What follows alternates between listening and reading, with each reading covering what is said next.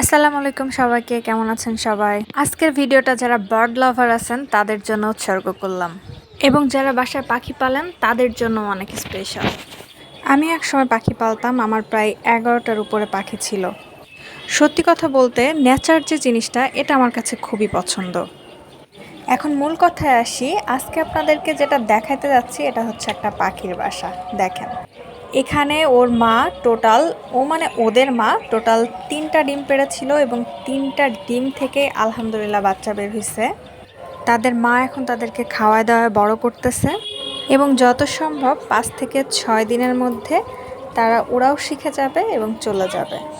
তাদের মা তাদেরকে খাওয়ানোর জন্য চলে আসছে, আমি আর সময় নষ্ট না করি তাদের। আজকের ভিডিওটা কেমন লাগলো সবাই আমাকে কমেন্টে জানাবেন অবশ্যই। ওকে, থ্যাংক ইউ ফর ওয়াচিং। সবাই ভালো থাকবেন। আল্লাহ হাফেজ। আর এরকম সুন্দর ভিডিও পেতে আমার চ্যানেলটাকে সাবস্ক্রাইব করবেন। আল্লাহ হাফেজ। ফাইনালি আল্লাহ হাফেজ, কারণ তাদের মা তাদেরকে খাওয়ানোর জন্য অস্থির হয়ে গেছে। Again thanks for watching.